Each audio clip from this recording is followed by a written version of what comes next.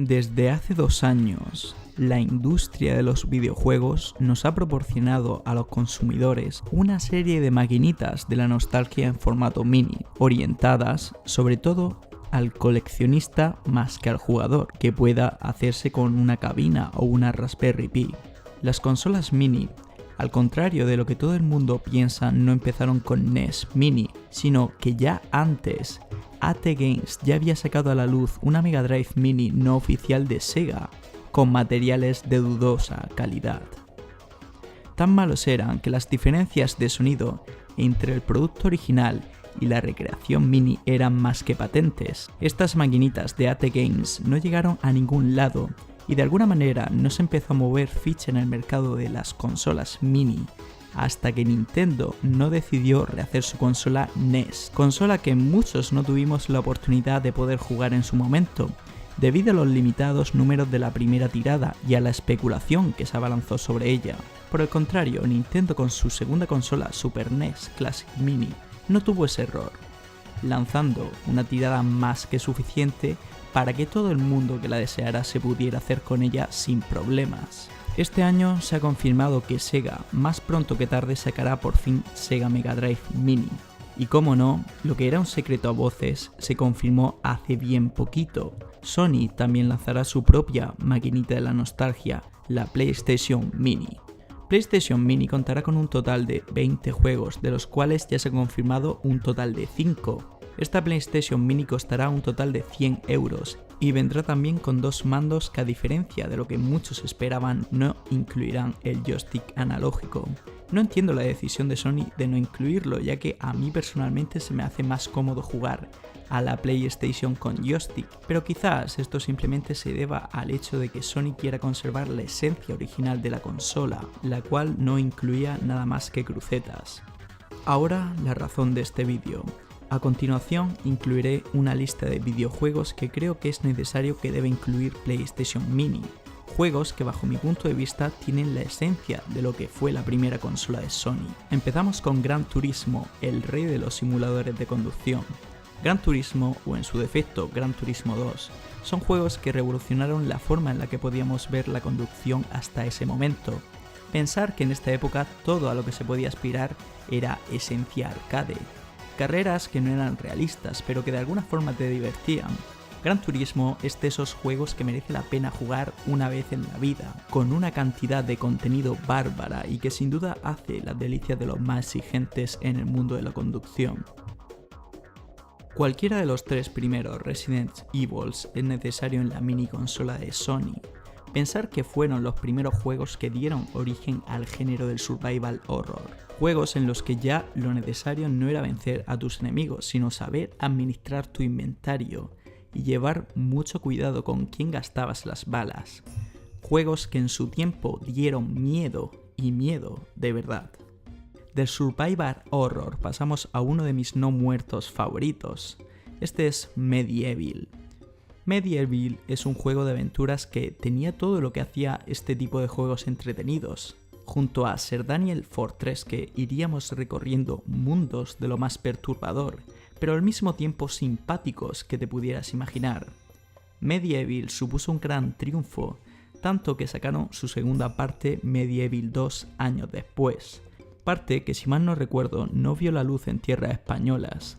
Podíamos manejar una cantidad de armas increíble y los niveles eran de lo más variado. La banda sonora simplemente espectacular y en general un juego que sin duda alguna merece estar en esta PlayStation Mini. Ya se ha confirmado Final Fantasy VII, así que por mí han acertado, y de lleno. De este juego me espero una traducción a la altura, y no la chapuza que se vio años atrás. No puedo hablar demasiado, ya que no lo he jugado, pero seguro que esta PlayStation Mini es la excusa perfecta para echarle un ojo. No sé si Sony estará dispuesto a incluir Spyro the Dragon, ya que el remake está en camino. De todas formas, es un juego de aventuras y plataformas muy bueno, con un apartado gráfico muy colorido y que realmente tampoco ha envejecido tan mal, al menos para un servidor. La banda sonora está compuesta por el batería de The Police y en general se me hace muy divertido. También recordar que esta trilogía no es exclusiva de Sony, como sí que lo fue Crash Bandicoot Trilogy, al menos por un tiempo. Antes hemos hablado de Resident Evil como uno de los juegos que asentó las bases de lo que hoy día se conoce como Survival Horror. El mayor competidor de Resident Evil es Silent Hill, franquicia que ya por desgracia está más que desaparecida, pero que conserva una serie de juegos que en su momento enriquecieron mucho la visión del terror a través del videojuego. Por desgracia, a día de hoy parece que Konami está más interesada en sacar máquinas de pachinko que volver a asemejarse a la Konami de antaño. De todas maneras, Silent Hill es un juego que en su momento fue exclusivo de la PlayStation y que en una buena recopilación de juegos debe asomar la patita. Tekken 3 es otro de los juegos que por fin ya están confirmados y que merece la pena de jugar. En su momento yo fui un gran seguidor de esta saga, tanto que llegué a tenerlo en físico y no sabría realmente decir la cantidad de horas que le pude echar, por no hablar de la cantidad de modos que tenía. Entre ellos cosas tan locas como poder jugar al voleibol o una especie de modo beaten up. Tekken fue y es una saga muy importante para los juegos de lucha. Pensar que si Street Fighter 2 ya revolucionó los 16 bits, Tekken hizo algo parecido pero en 3D. Y Tekken 3 merece estar en esta lista porque es superior a sus dos predecesores en todo, y esto se nota en lo suave de los controles y lo rápido del combate para un juego de lucha en 3D de aquella época. Dino Crisis era el equivalente a su hermano mayor, Resident Evil. La diferencia era que este incluía dinosaurios, un juego del que muchos os acordaréis, y de hecho es uno de los juegos que más se está pidiendo a Capcom que resucite. La atmósfera de este juego también era terrorífica, con unas cinemáticas tremendas y en general un juego que merece la pena jugar. Saltamos a otro de los plataformas más famosos de la historia. De este juego tengo mis reservas, en cuanto a que Sony lo incluya en su colección, ya que hace poco pudimos disfrutar de la trilogía. Aún así es un juego que representa 100% la esencia de PlayStation y que debe de ser incluido. Aunque recalco, lo tengo más que dudoso. Crash Team Racing fue el equivalente de Sony a Mario Kart 64.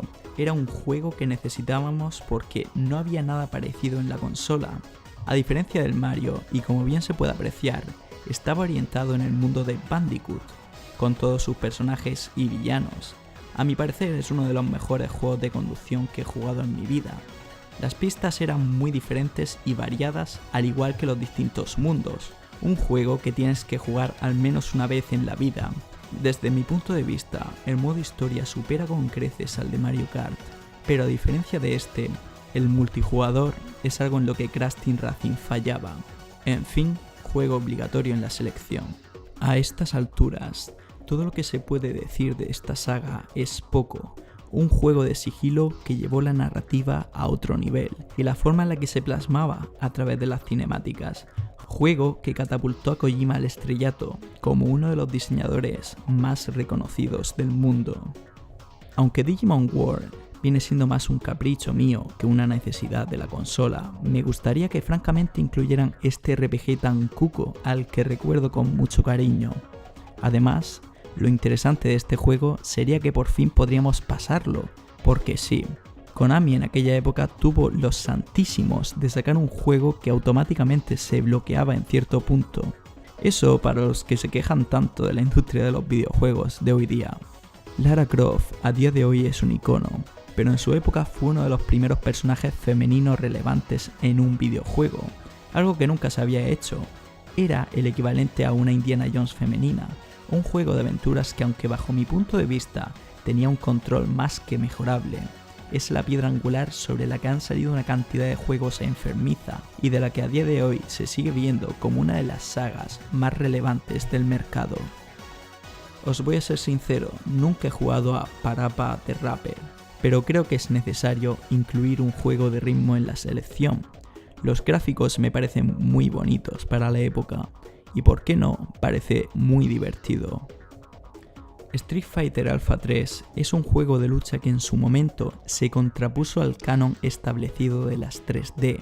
A nivel técnico es muy bueno y de hecho está considerado por muchos como un juego de los más importantes en su género. En mi opinión, dudo que pongan más de un juego de lucha en una selección de 20, porque en sí es un género poco popular entre el común de los mortales. Aún así, cruzo los dedos para que a Sony se le encienda la bombilla y nos lo traiga. Castlevania Symphony of the Night es para muchos el mejor juego de la saga de Simon Belmont. Creo que va a entrar sin dudarlo. Un juego que pese a que en su época nadie conoció, ahora se considera de culto.